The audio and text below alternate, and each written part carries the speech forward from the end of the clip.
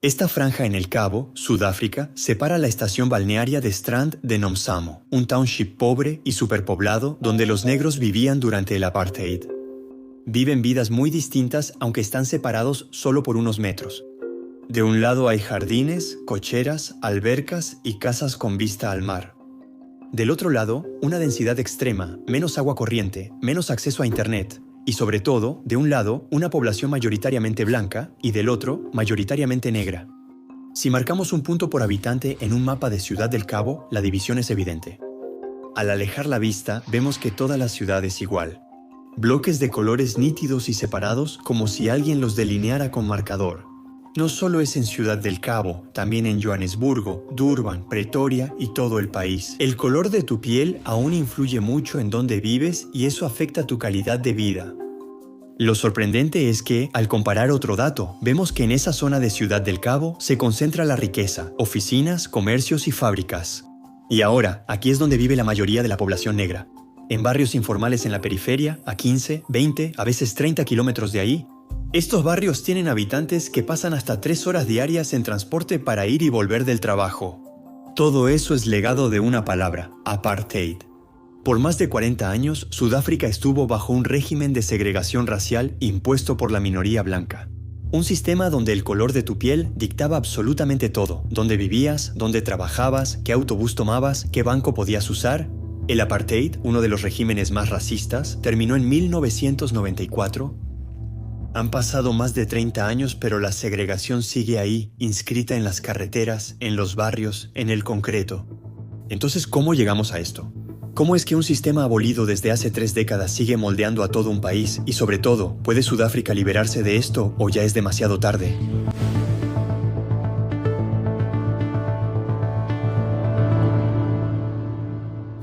Para entender esta historia, hay que remontarse mucho antes del apartheid, a mediados del siglo XVII, cuando los holandeses se establecieron en el extremo sur de África. El objetivo es abastecer barcos de la ruta de las especias a Asia. El Cabo no es un proyecto colonial ambicioso, es un punto de abastecimiento, una parada técnica entre Europa y Asia. Los colonos holandeses esclavizan y expulsan a la población local para tomar tierras fértiles. Importan esclavos de Madagascar, Indonesia, India y África Oriental. Desde el inicio, la dominación racial es central. 150 años después, los británicos toman la región. Muchos colonos holandeses, llamados Boers, huyen al interior para evitar la autoridad británica y seguir explotando a poblaciones esclavizadas. Por mucho tiempo, la colonia es secundaria para el Imperio Británico, útil estratégicamente, pero con poca importancia económica. Todo cambia en los años 1870.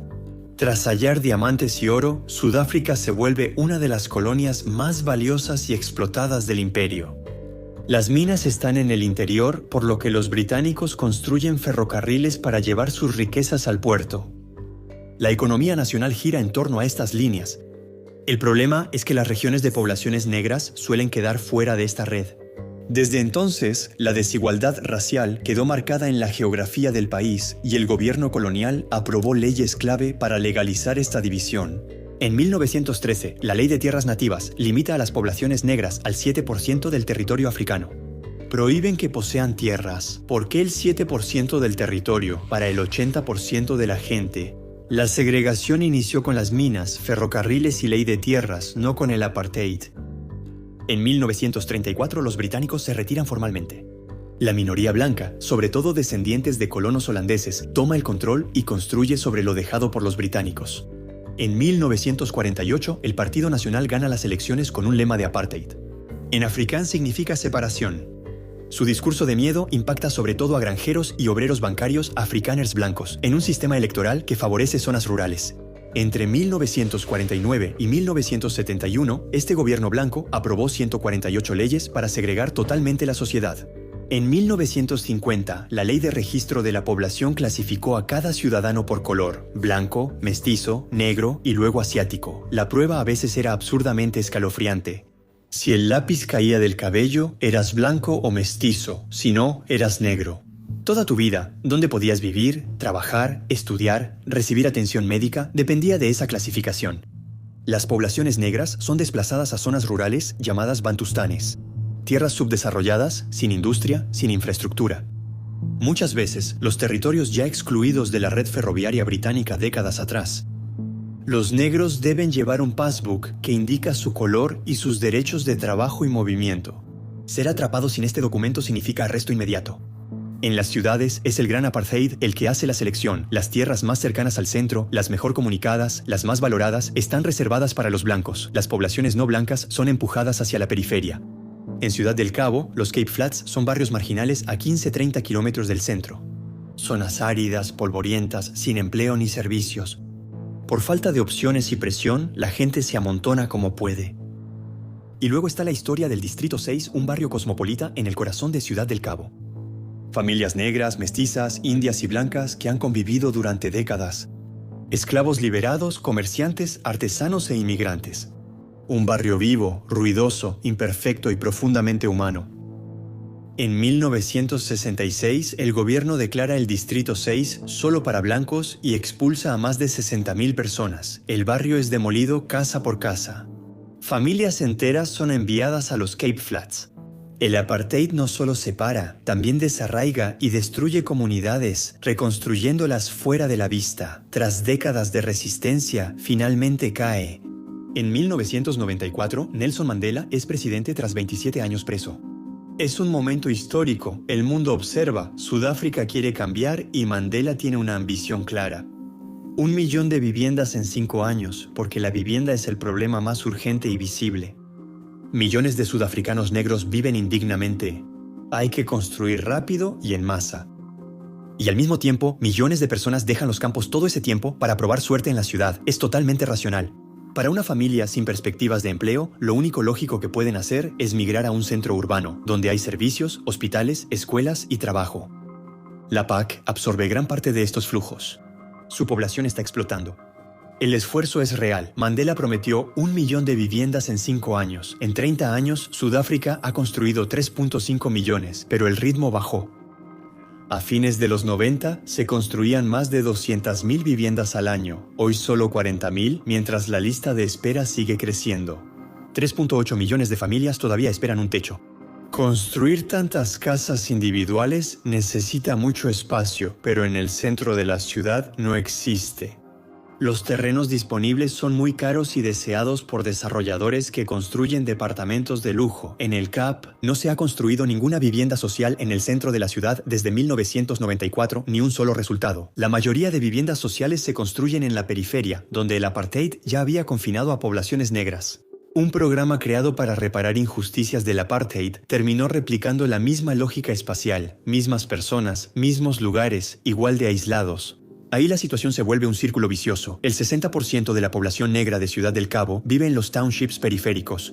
Las oficinas, comercios y fábricas están en el centro y el transporte público es poco desarrollado. Para ir a trabajar se usan minibuses compartidos y taxis informales, generalmente llenos y peligrosos. Algunos trabajadores pasan ahí 3 horas al día y eso cuesta caro, hasta el 20% del salario. Para los más precarios, el 40% de su ingreso es solo para desplazarse. Esto se llama desajuste espacial. Quienes más necesitan trabajo viven más lejos de los empleos. Por estar lejos, tienen menos acceso a educación, salud y seguridad. La geografía los mantiene pobres. En los Cape Flats, el desempleo supera el 50%. Las clases tienen el doble de alumnos que en el centro. Algunas estaciones de policía atienden a 10 veces más personas que en barrios acomodados. Además, 350,000 familias siguen esperando vivienda social. En Ciudad del Cabo hay pocas opciones. La primera es unirse a un asentamiento irregular. Taiwán, un barrio informal en Kailicha, es de los lugares más peligrosos de Sudáfrica. Cabañas de lámina, baños en la orilla del campamento, unos cuantos grifos compartidos para miles de personas. Otra opción es vivir en una backyard house, un refugio en el jardín de una casa subsidiada por una renta baja. Las condiciones son modestas, pero mejor que vivir en chabolas. En 2019 había cerca de 1,5 millones de estas viviendas en todo el país. Chabolas, casas subsidiadas y backyard houses se concentran en las mismas áreas. Los Cape Flats se vuelven cada vez más densos, cada vez más precarios y cada vez más alejados de los centros de riqueza. Mientras tanto, en el centro de Ciudad del Cabo, Clifton y Camps Bay continúan construyendo villas de lujo. Hay casi $1,000 millones en departamentos de lujo en construcción en la costa.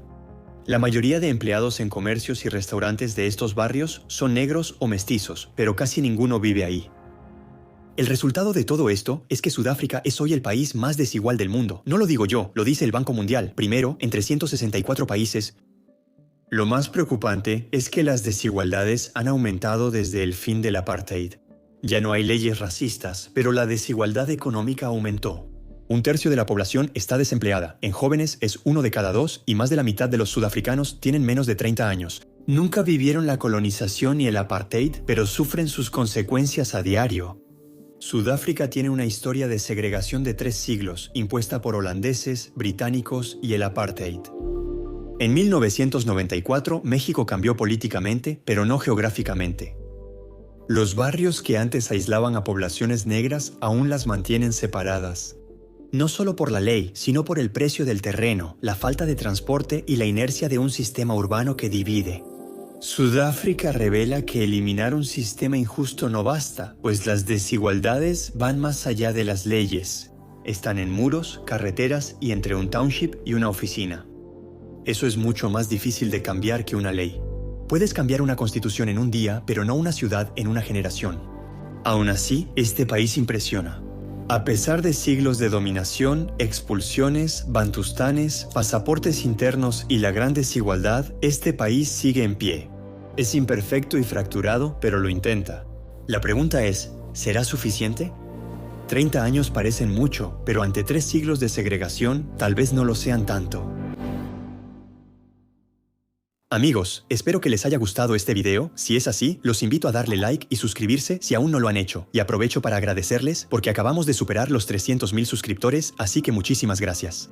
Por mi parte, les digo que nos vemos en 2 semanas.